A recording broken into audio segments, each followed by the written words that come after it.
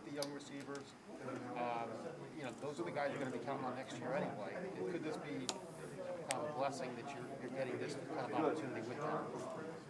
Yeah, those guys are young and they ain't really played yet, so it's a good opportunity for them to get their feet wet. Julian's played, but Marvin really hasn't, and then Emeka. So, it's just a good opportunity for them to get their feet wet and, of course, like you said, just jumpstart it for next year. You being in this position as far as being the quarterback and obviously playing in a big ball game and being a black quarterback, how much has this influenced as far as the younger kids that are watching you on January 1st? I think it's a big influence. I think growing up, watching other young black quarterbacks like myself, but in a different time setting, it was like a big inspiration for me just to let myself know I can do it. So I definitely think that it could be a boost for, who knows what type of kid. It can be black, white, Mexican, Puerto Rican, it doesn't really matter. You know what I mean? I just want to inspire young kids to know they can do it just like I am. So I think it's a big blessing and a big inspiration. Who are some of the quarterbacks that you grew up watching that inspired you to be in that position? I was watching quarterbacks like Deshaun Watson, Michael Vick, Cam Newton. Of course, like the older guys, my dad used to make me watch them, was like Warren Moon and Randall Cunningham, and just like showing me the way that they paved for us to even be in this opportunity. Because back in the day, we weren't allowed to play quarterback, you know what I mean? Or we weren't wanted to play quarterback because they didn't think we had the smarts for it. So I definitely think that me being in this platform is a blessing. Do you feel like being in the position with you and guys like Bryce Young and up-and-comers really would be able to expand the game for, like you said, minorities and younger kids as well to see you guys have success? For sure, yeah. I think it's a great thing. Especially when you're coming from where we come from in Southern California. You don't really see too many young black quarterbacks make it out, but I think we're starting to pave the way. Like we have other quarterbacks as well, like Jane Daniels at Arizona State and DJ at Clemson, and we have a lot of guys out here balling out in college and even in the pros. So I think it's just a blessing. CJ, when you talk about, there's been a lot of talk here in Southern California about the quarterbacks that have gone. One more time, I can't hear you. There's been a lot of talk here in Southern California this year about the quarterbacks from here that have succeeded elsewhere. When you're being recruited, what's the appeal of going elsewhere instead of staying here because it's something that used to not happen? I don't know. I can't really speak for everybody, but me personally, the local schools didn't really recruit me hard until the very end. So, and to me, I'll never be a second choice. So, Ohio State, they showed me love from the beginning. Other schools did as well that were not on the West, but a lot of West Coast schools dropped interest on me. So, I really didn't take it to heart. I just I just got to go play somewhere else. But it is what it is. I'm blessed to even be where I'm at. So. The first time you ever aware of Ohio State, do you remember the first time it made an impression on you? It was at the opening when I played with G. Scott and Julian Fleming and Legend Cavazos at the opening camp in my junior year. They were trying to get me to commit to Ohio State then. I didn't even have an offer. So. CJ, as a Cali kid, what's the mindset going into the Rose Bowl? What does this game sort of mean to you? Just to have fun. I'm not gonna overthink it or do too much. I'm gonna just have fun with it. Still go through my preparation like I always do, and hopefully I go out there and play well. So I'm not blown out of proportion by any means. I just want to play well. Did you watch the game as a kid?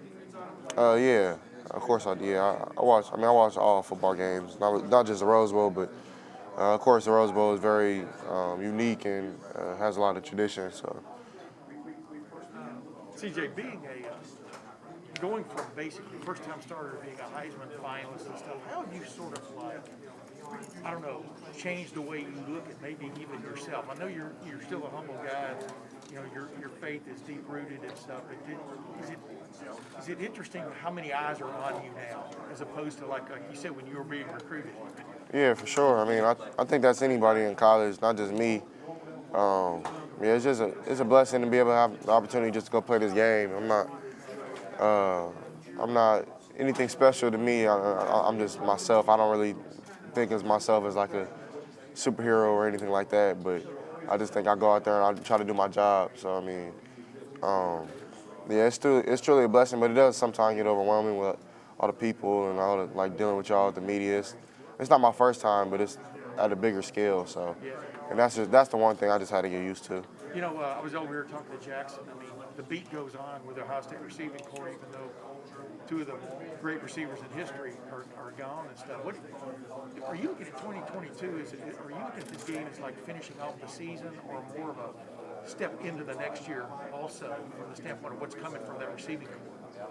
I think it's a little bit of both. I mean, of course, you want to finish the season the right way.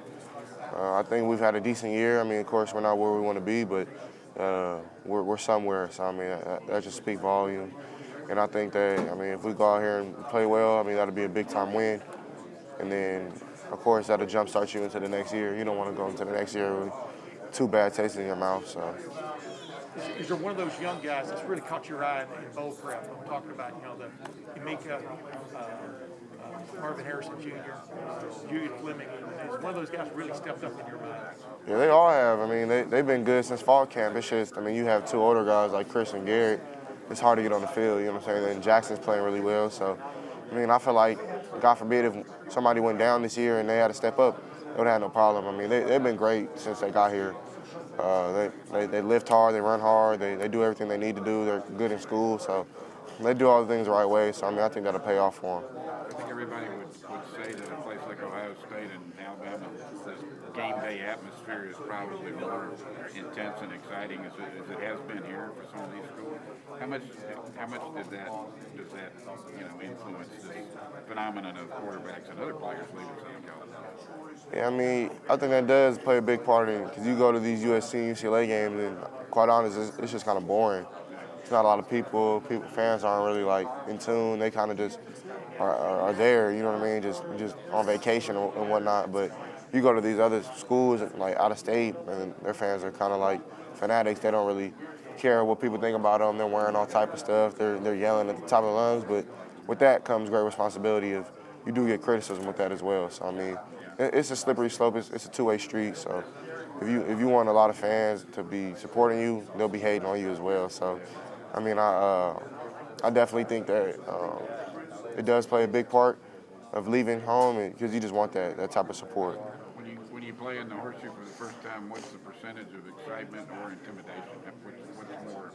What's more prevalent, excitement or intimidation? Honestly, I never look up. I just look down at the field. I don't really got to worry about nobody up there. They're not going to help me win this football game. So I try to just keep my head down. I really try to listen to the noise, but I mean, I think away games play more of a challenge because, I mean, it's loud and it's hard to communicate. So, I mean, that was like the biggest thing for me this year was just trying to over-communicate. But home games they're actually fun. So, I mean, I don't really feel any extra pressure or anything. Is there a chip on this team's shoulder going into the game? Honestly, I mean, what would you think? I don't know. Probably. I mean, losing a game like that, yeah. So I would think so. CJ, saw that you said you were a little disappointed to have finished fourth in the Heisman. Is that true? And is that going to drive you this game and then next year? Yeah, it will. I think it'll do a lot for me. I won't say I'm disappointed. I would just say I'm happy to even be a Heisman finalist, but I don't think it was fair. You know what I'm saying? I don't think that was the truth. But I mean, I think that's not my job. My job is not to critique myself or critique others. I'm just supposed to play. So I mean, but I do have a voice, and I will speak my voice. You know what I'm saying? So I mean, and I think it's just making the game fun. Like, who just wants to see somebody just take the fourth place and be all happy with it?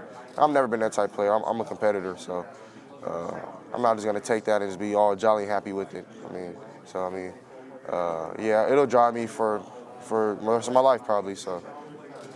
But you do understand, as a guy who had never thrown a pass, what an honor it is to get to New York as a Heisman finalist, right? It's not. Yeah, to me, it's awesome. I'm blessed, but it's not good enough to me. I mean, I feel like I did a lot this season, but I mean, I could have definitely played better. But I mean, I feel like the stuff that I did do, I'm not saying I should have won. I think Bryce definitely did the most this year. He had the most opportunities. I mean, I think if I play in a couple more games and I you know what I'm saying, do the right things. Maybe things go the other way, but I'm super happy for my brother. That's my brother right there. So, but at the end of the day, man, I'm super blessed to be where I'm at. What thing would you say prepared you the most for what you faced this year, whether it be, the year before or stuff you went through in high school or camps or any of that? What do you think really prepared you the most for what you did? Honestly, just even through the bad and the good, you just got to try to say even kill. So, I think in my life I've tried to do that even off the field. I think that kind of prepared me was the off the field stuff that I went through. But on the field, I think it's a game. Like people fail to realize like football is just a sport. It's not real life. It's not it's not like life or death. For us it is because it's our livelihood. But I think some people realize that we're not like just on TV. We're here in real life, and we're regular people. You know what I mean? So like people approach me all the time like, why'd you do this? Like, you know what I'm saying? And I try not to act crazy or do nothing. You know what I'm saying? Just try to explain to people like, you think I didn't want to? You know what I mean? So like, I know it's a two-way street. CJ, can you talk about, is there a quarterback whose performance, Rose Bowl impressed you the most?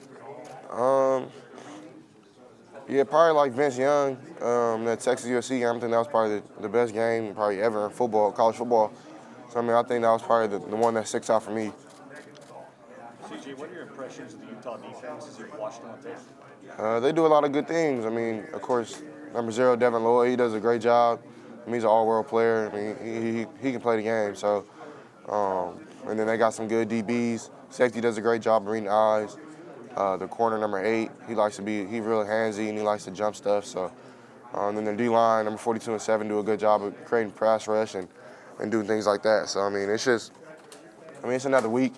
You always see good opponents, but at this stage, this level, and of course this game, you have to take it a little more serious. What do you remember about your recruitment in Utah? I had a good time with Utah. I went up there on an unofficial visit. So I had a good time up there. I didn't really do too much. I was only there for like half a day, so. But yeah, they treated me well. How well do you know? Did you get to know Clark Phillips at all? Nah, I knew Clark just from being a Southern California kid. I went to a couple of his games. They had played with some of my friends at Upland High School, and I went up there and I seen him play.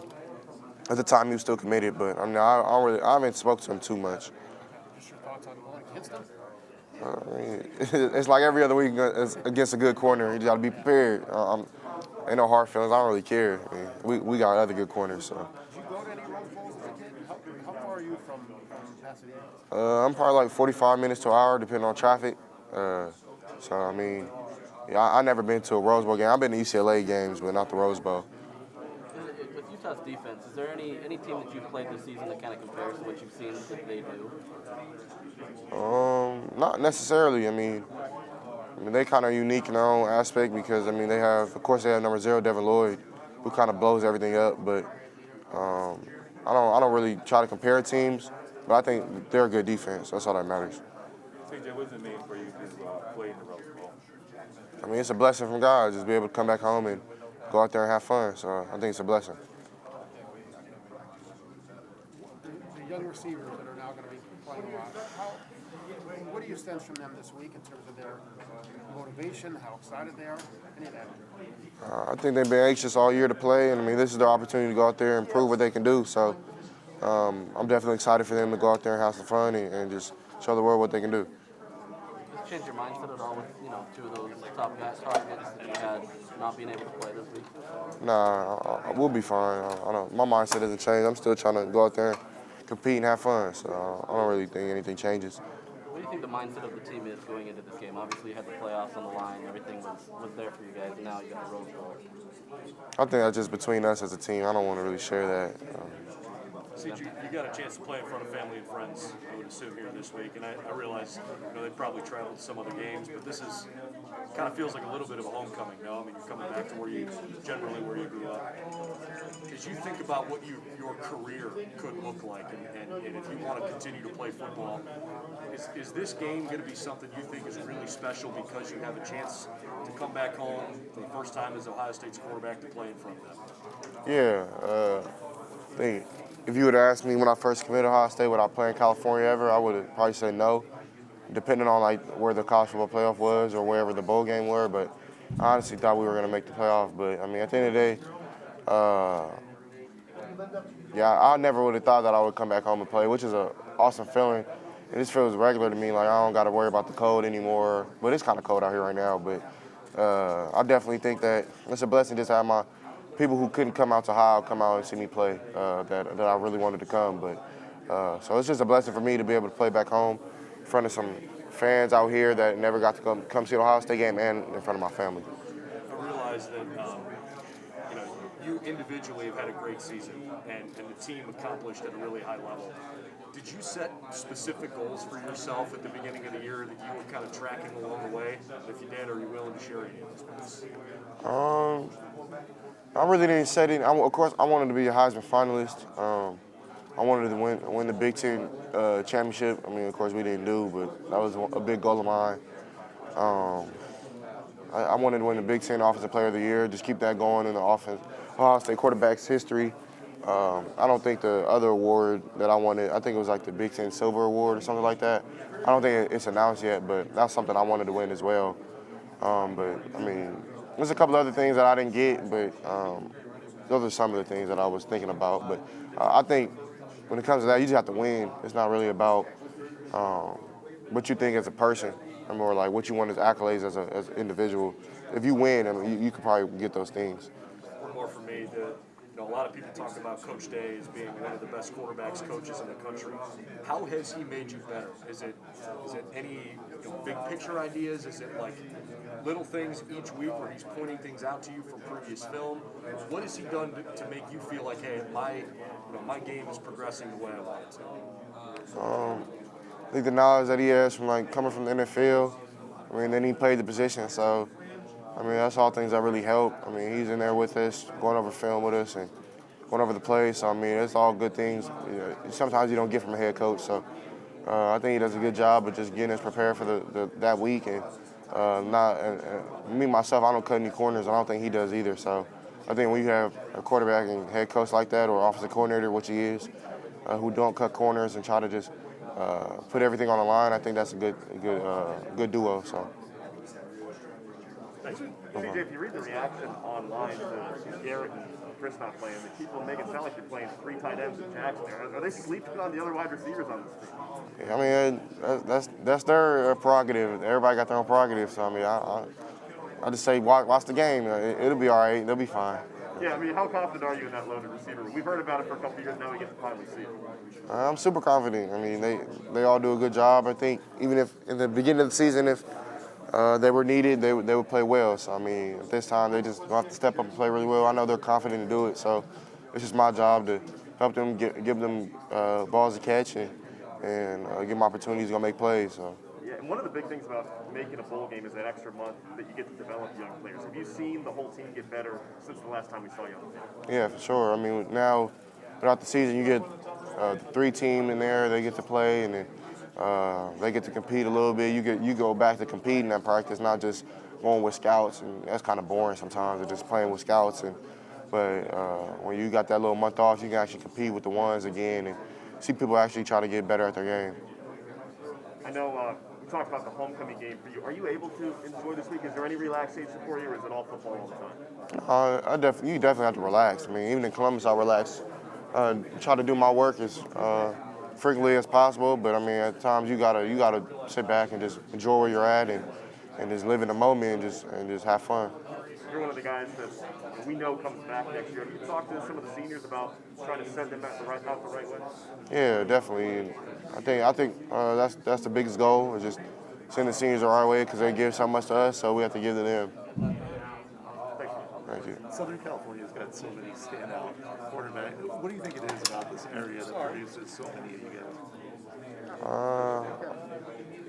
I mean, I think just the competition that you see. I mean, maybe other quarterbacks have theirs. I'm not sure. They're the only good quarterback in their state. But when you're coming from a place like this, you go to a camp or you go play against somebody that week on Friday in high school, you're playing against another good quarterback. I remember probably every game I played in high school, my senior and junior year, was another good quarterback on the other side. So I definitely remember those times. And I mean, when I went to these big camps and things like that, or bowl games or in high school, I really didn't feel any different of competing because, I mean, you compete at a high level, even in high school, going against like guys like Bryce DJ, Jaden Daniels, and Shane Zillenworth, like guys like that. I remember playing in high school, so that's definitely something that I think gives us a boost. You build up any sort of fraternity with any of those guys?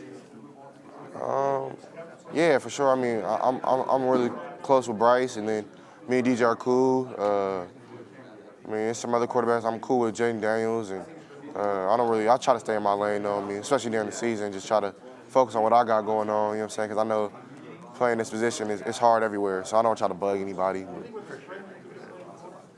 what do you think your best throw this season was? I don't know, man. I think I don't know. I had a couple good catches. People think I don't have any accuracy, so that's cool. So So the one that comes to mind for me is the throw in Indiana. yeah, that was a good play. Little cover two Tampa. Mike trying to push, and he was kind of reading my eyes. But I seen him. I thought I could get the ball over him. Jackson did a good job of keeping his route skinny. So I mean, I just had to put it over the Mike, just 1 inch him a little bit. So. If people don't think I can throw the ball, throw people open, they think I can only throw when people are wide open. So, I don't know. I guess they got to watch the film. that one, when you broke it, like, from where I was sitting, I thought, well, that's got to be picked off. Yeah. Like, was there any part when you guys got in the film study where Coach Dennis or Coach Day or whoever, like, this was a gutsy throw? Or was that just the expectation on that play? No, yeah, we make throws like that in practice. I mean, I try those throws in practice. I mean, see if I can do it. But, I mean, I feel like God's blessed me with the talent to be able to make those throws, so I'm going to try it, you know what I mean? I don't want to ever put the ball in harm's way to get intercepted, but I definitely didn't want to do that, of course, but I feel like I can make the throw, so I mean, and then with that, you just got to play with confidence. I mean, if I would have thought I couldn't make it, I probably would have threw the pick, so I think, and that's what I'm telling these young guys this week who haven't played, like, we go out there just have confidence, because, I mean, when you play with confidence, it's kind of you kind of feel unstoppable, you kind of are, you know what I mean? If I flipped it around the other way, what's the one throw that you wish you had back? Probably that Penn State one again to Chris. Yeah. I think it was maybe the late third or early fourth. I was tired as hell. I had chased down 40 because they didn't blow the whistle on the screen, so I chased them all the way down trying to catch them. And I came back, I threw the drag to Jackson. I was dog tired. And then I throw the pass to him. I try to back shoulder him, but I just didn't put enough on it. I mean, but I know I can make that throw. I just didn't make it then. I wish I did, but that was probably the one that I wish I got back. You mentioned giving some pointers to the younger guys. How much did that kind of help you, get ready for this moment? I'm sorry, what'd you say? I didn't hear you. Yeah. When you were kind of getting that information from. Oh, yeah, for sure, yeah. I had guys like Chris, Garrett, who've done it before, you know what I'm saying? Jeremy Ruckert, Darren Munford, Nick Petit, all the kind of the older guys that were on our offense. I mean, they had the utmost respect and confidence in me. So, I mean, I was like, man, I might as well have confidence in myself. So, when you have guys like that, like trying to like egg you on, that tell you that you're going to be great or whatever it is, and just tell you to be confident, I mean, I feel like it's your job and your responsibility to do that. So that's what I try to do. I try to just, of course, stay even keel, stay humble. But at the end of the day, I try to just listen to those guys and listen to what they're doing because they've done it before. CJ had talked to Coach Tojo the other day, and he said that when you were younger, he really had to drill into you about staying in the pocket and not wanting to take off. Well, why was that such maybe a hard thing to, as a young quarterback, to figure out, and how did that help you in the line? Probably my early years in football, I mean, I was probably just running the ball every play, trying to just really, I mean, I didn't really throw the ball at all. Like, I think I started playing football, I was like 5, 6, 7. I think my first year I was like 5. And I remember, like, your arm's not developed then, you can't really throw the ball. So, I mean, I was just running. And then when I got to Coach Tojo, he was, of course, in the program, but when I got to him, I was probably like, I want to say I was probably like 8, 9, 10, so my arm was betterly developed. And he was really honing on me on my footwork and this is at a young age. So yeah, he was big on me, like just getting back there and just trying to be relaxed. So I mean, it really helped me back then, but it helped me now. And even I'm a grown man. So. CJ, you mentioned